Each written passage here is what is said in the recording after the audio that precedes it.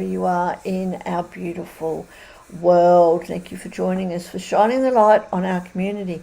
And today I really have a very special honour to talk to our beautiful Natasha, who's joining us from India, who's going to be chatting about the beauty of the end game. I love it. I really love, as we were talking, Natasha, before, topics like this really touch my heart.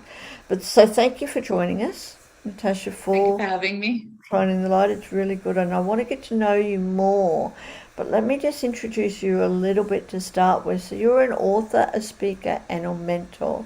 And you're born and brought up in the UK, but now live in Mumbai with your husband and your two feline fur babies. I love it. Maybe they might join us too. So you guide people, your passion is to guide people to cure themselves of physical diseases by exploring the metaphysical connection of the mind, body, soul to the illness, which is really, really good. And you also have a passion about money and manifestation. Oh my God, we've got lots of conversations here. Please do come back. So there's so much more about you, Natasha, which I'd really love to hear from you.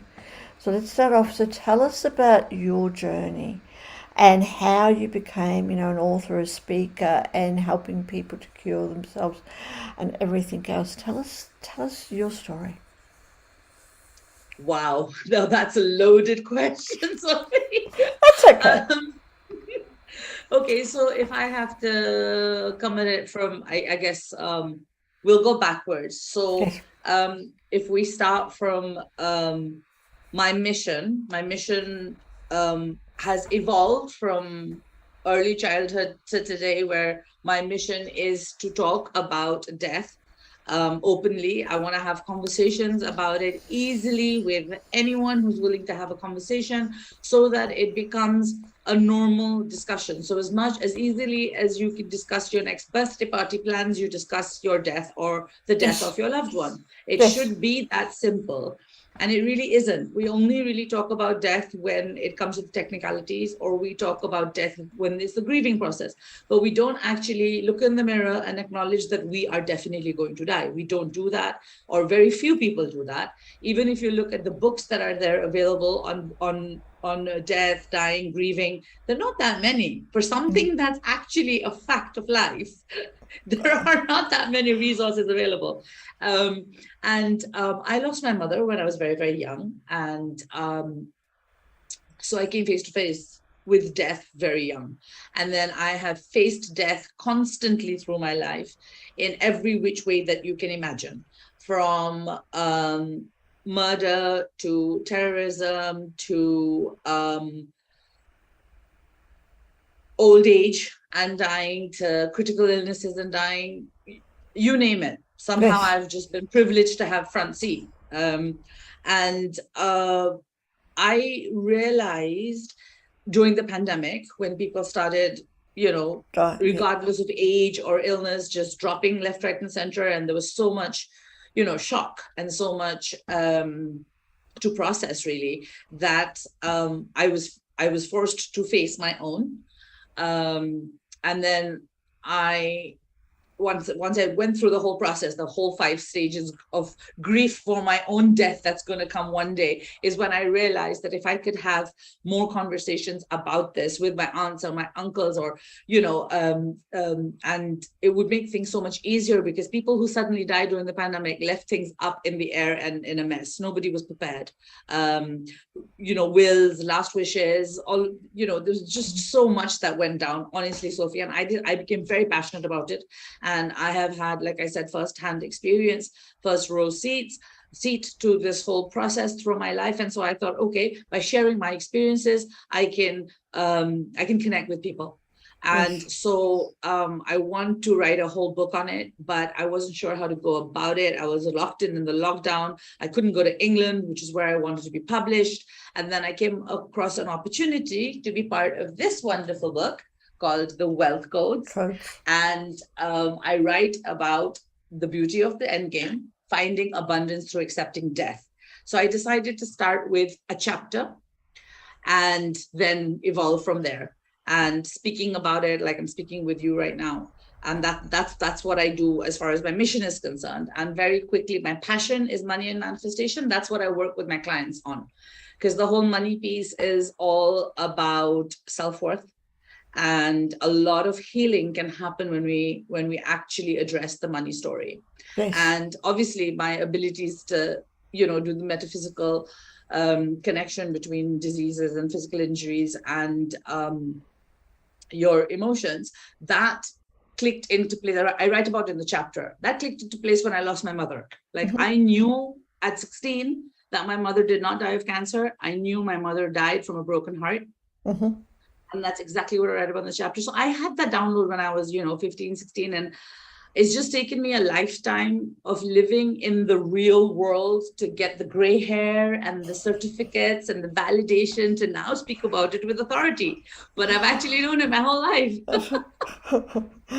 and thank you, and I'm really glad that you have, and I'm really honored that you've been sharing it with us, because as you're talking about, death is something that we all have to face, but yet we don't talk about it. And I would really, first of all, like to invite you back for more conversations, because we could have 3 or 4 on in different things. But one thing you did say that I'm really interested about, you were talking about abundance and experiencing abundance, and through the beauty of the end game. So you don't always connect abundance and manifestation with dying. So tell us about that. How have you been able to connect that? Because that is very, very interesting. So let's start with manifestation. So manifestation, first of all, needs to be debunked as being woo. It's not woo. Our thoughts and actions based on our beliefs and values create our reality. They create what we think today creates our tomorrow. So what we were thinking yesterday, how we were feeling yesterday or in the past is where we find ourselves in the present. People who are not woo talk about self-fulfilled prophecy. That's manifestation. If I save up for a rainy day and then there's a rainy day, that's manifestation. If I live in gratitude and I'm feeling happy and joyful in life, I manifest a great life. It's very, very simple. People just seem to think nowadays, because it's become a buzzword, manifestation, people seem to think that it's a woo thing, that if you concentrate hard enough or if you have the magic spell, then you can wish yourself a car or a house or whatever. Of course you can, but that's really just one part of it. That's not all of it. We have to be mindful of the words that we use. We have to be mindful of the thoughts that we think. We have to be mindful of the energy in which we live. Is it a energy of lack, of contraction, or is it of joy and expansion? That is our choice, and that's what we manifest. And if we live in that high frequency of expansion and joy, then we manifest abundance. Now, how death comes into it, from my own perspective, I'll tell you, is the day that I looked into the mirror and I really completely embraced the fact that life is finite. I just don't know when, I don't know how long, is the day, honestly, so if you stop mattering to me whether my life was long or short. I tell you, hand on heart, I kid you not, because now I live every day to the fullest, even if that means sitting on my couch and watching Netflix all day. That's what I'm enjoying doing. I'm going to enjoy doing that. It doesn't mean the whole carpe diem concept, I don't think means living hedonistically and irresponsibly. It means doing what makes you happy. And when I realized that these have always been words, the thoughts, I knew them, everyone knows them, right? That, you can't take anything with you and how important are material things, but you don't actually fully accept it, because we live in the material world where everything is driven by advertising and sales and marketing. And we want to buy the next thing, and we want to have the Rolexes and the diamonds and the holiday home, which is all very well and good. But if you know that you really can't take those things with you, you sit down to write your will and you start leaving your things to people, let me tell you, people will find a different bunch of priorities automatically. Because suddenly it's like, oh, these diamonds aren't for me, really, are they? I'll just wear them a couple of times and then have to leave them. What if you don't have kids of your own? You're leaving them to some I don't know, some niece or nephew you might not even like, or, it just makes you really think. If you sit down and consider the topic, it makes you think. And then now you have a series of choices. How do you want to live your life? What do you want to do with your money? You want to earn more money, manifest more money? What are you going to do with that money? So there's a whole reprioritization that happens. Then you choose. If the diamonds make you happy, go for it. But if you choose not to buy those diamonds and instead to go on a exotic holiday, or go to a really, really exclusive restaurant to enjoy the meal, then now you have the choice. Sorry. Yes, totally understand. And isn't it amazing? When we step into that power and we realize that that we do have those choices, and that we are able to experience whatever we want to by connecting with that power. So I love that, and and thinking of it in that way. All the choices that we have, because one day we will no longer be here. So what are we going to do with what we have, and how can we manifest the life? And I love it. How whatever we do, whether it's watching Netflix or whatever, but long as if we do it, that this is what we want. Love that. Thank you ever so much, and things like that. And like I said, I just like to honour you for bringing this to our community and to the world, because as we've mentioned, death is not something that we talk about, so very much, even though we all going to face it, and we face it at all different stages through our ages. You've done, with losing your mother at a young age and everything else that has happened. So why do you think it's something that we don't talk about, but yet it's something that's happens every single day? So I think the main reason is because there's a lot of fear. There's a lot of uncertainty around it because of the when. We don't know actually when it's going to happen. And then also there's all the uncertainty about what's going to happen after. There's also the media driven narrative where death is pretty much always shown as violent and unpleasant. It's very rarely you'll see a movie where they're dying holding hands together, unless it's The Notebook or something. But otherwise, the deaths in media are always young and dramatic. They're never like old age, peaceful, sort of the normal process of life. And so there's a lot of fear that comes around it. Then there is the whole denial of it, like, of losing your parents or dying yourself. And so people therefore don't want to talk about it. It's basically the playing ostrich, isn't it? Burying your head in the sand, which is what I want to change. When my grandmother died, she died at 88. She died of old age. So that was fine. Not that 88 is old, but she had a hard life, but she lived a full life. 88 is good enough, I guess.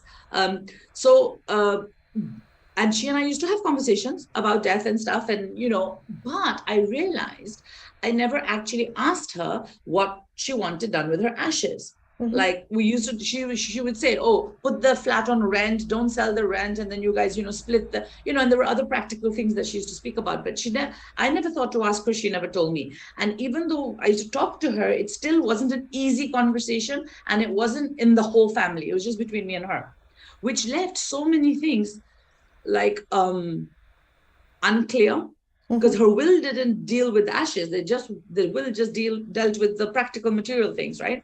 And there was so much discontent and disagreement amongst the siblings and the grandchildren on what to do with the ashes. And I'm like, that's just ridiculous, isn't it? And then, because she was, older, she did use Facebook, but she wasn't online that much. But imagine if I suddenly die tonight, tomorrow morning, my husband is going to have to access all this online stuff. What's he going to do without my passwords? So, it's important to leave. So when you die, your loved ones are going to go through the grieving process, starting from shock. But because we leave things unclear, they have to have the added challenge of the logistics in addition to grieving the loss, which I think is terribly unfair.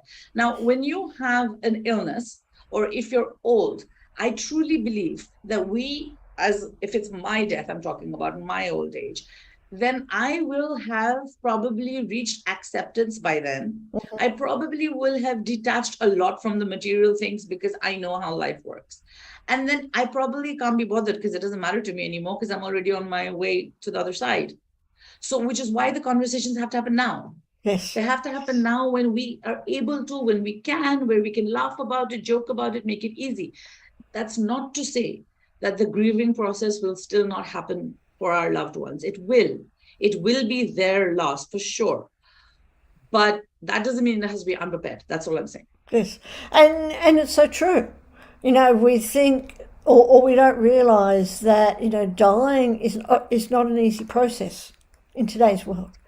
Because as you say, we leave so much logistical things.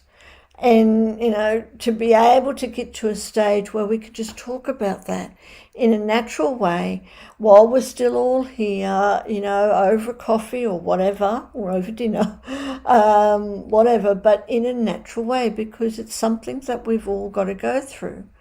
And yet we avoid it. And then we make it really, really hard for the people that are left because they don't know what to do. As you say, to just access passwords in today's world is a huge thing. And to be able to know what we want, what we really, really want. Because after all, like we've spent our entire life in this body. Or someone, or your loved ones have spent their entire lives in their body. It makes so much sense to know what they want, what they want to experience.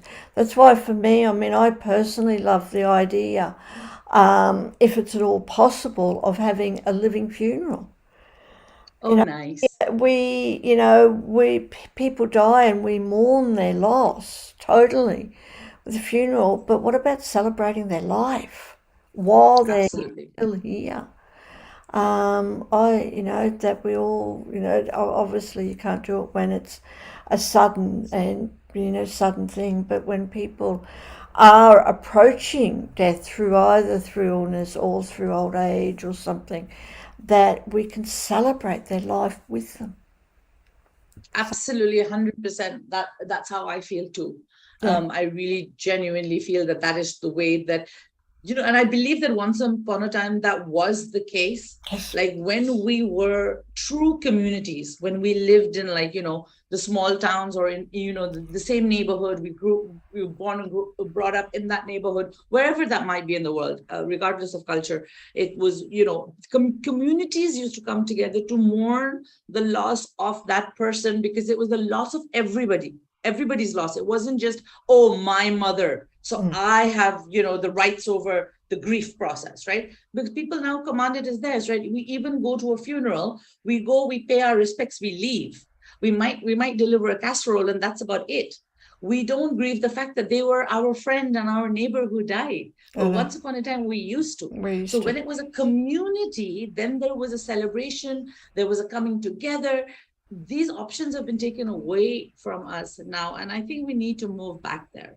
Yeah. And I think this rising emergence of the death doula community is definitely addressing that part of it.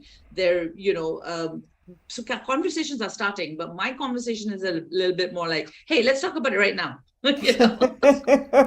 Oh, I love your energy, Natasha, and I love your passion, and I would really like to, I'd like to honor you, but to support you in that mission, in your mission, because it's so true. And I said, you touch my heart. I can connect with it. It's an important topic that if we can bring to that, it's just very easy, very, very easy to have, and it's a natural topic, just like, what are you doing today? How is your day? Let's have a conversation about, instead of what are you going to do today, what would you like to happen when you die? Easy as that. So just want to thank you for that. And I said I'd love for you to come back to talk all about the other things too. The metaphysical connection is a whole different conversation. It's also something very close to me because I really believe, as you were saying, your mother died of cancer, which was unfortunate, but you believe that it was actually a broken heart. And Yes. that everything that happens to us, we create in our mind, first of all. Mm-hmm. And that link between the mind, the body, and the soul. Love that. But before we finish up, is there anything on talking about, the end game and the beauty of the end game and making it an actual beautiful experience? Love that. Is there anything else that you would like to share on how we can bring that to the world and everyone can experience that, dying is actually a beautiful experience. It doesn't have to be traumatic. Yes. And in most cases, it isn't. And I would like to reassure our community at Sacred U and in the world that it is actually, a natural. And no matter how much we deny it or how much modern medicine wants to keep us alive at whatever cost, the fact of the matter is that eventually they're not going to succeed because, it's nature and you are going to die. And that's a fact. So if I have to give one word of advice today, being my first time here, and I'm so honored that you invited me back. I'll be happy to come back anytime you want to talk about anything more on this topic as well, because we've hardly even scratched the surface, have we? It would be, I would suggest that you try to do the same thing that I did.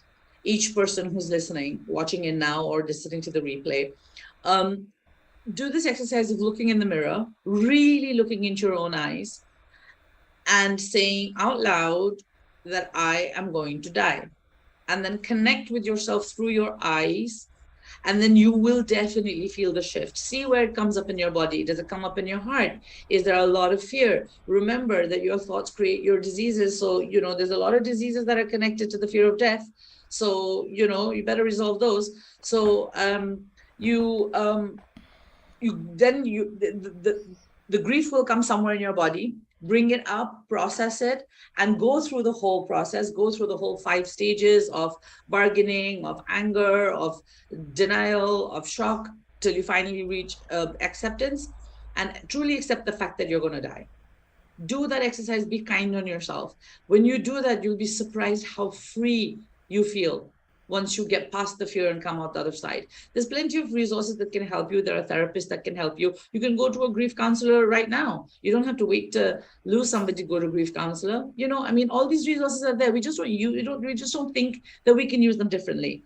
But I bet a grief counselor, if you call them up and you said, listen, I'm afraid of my own death, I don't think that they wouldn't know how to help you. They definitely, it would be an unusual request now. In the near future, it's going to be a common request, I bet. But I'm sure you'll be supported. And then of course there's community like ours here, and so let's continue having these conversations and accepting the fact that we need to connect and bond today and love each other today, because that's all that there is today. Exactly, and to make the most of this time, because we don't know how much time there is in this body, Yes. but to really connect with that, and to connect with, as you say, the idea, or not the idea, the reality of our own mortality, and really accepting that. And wouldn't that take away so much fear? Mm-hmm. And living, because I know what another thing that people, in a generalization that, oh yes, I'm going, death does happen to everyone, but it's not going to happen to me now. I've got a Yes. long time, but we don't know that. And when we really connect, I can really feel what you're talking about, to really connect that one day we're going to die. It really helps us to make the most of today. Absolutely. And this timepiece that you brought up, that is, so relative, right? Because even if those people think that they have a long life, they're going to be 80, 90, 100 before they even know it. And then they'll look back at their life and then they'll think, where did it go? It went by so fast. Because that's what people say. Like even today, I'm, almost 50. And, I come, sometimes I think 50 years. Have I been on the planet 50 years already? Like if there's 50 more, and then I imagine myself on the other side of that 50, and I'm thinking, whoa, it went by like that. And even in the whole scheme of the universe, or even just of the earth itself, our lifetimes, what are we talking about? 80 years? That's like not even like a micro millisecond in the millions of years of existence. So really, we really need to like take a beat, and Yeah. realize how small it is and how short it is. And so, whether it's 70 or 100, those 30 years don't make any difference. The time is short, no matter what your number. I love it. Thank you ever so much for sharing, and for everyone who is watching, and we do have a few people watching, and on the replay. I will put all your links in the comments very, very soon. And please, Natasha, do come back, because I said I love your energy, and we've got so much more to talk about. So very much more. And I just wanted, I've said it before, but I want to just honor you. Thank you so much. This is not a conversation that happens every day, so let's make it more. Let's bring that awareness to the world. So really, thank you for sharing it, and have a beautiful day. And for everyone out there who is watching us, also have a beautiful day, and do connect with Natasha, or share your feelings, share your comments, about dying, the end game, the beauty of the end game. How can we make the end game a beautiful experience? Love that. Really, really love that. So thank you ever so much.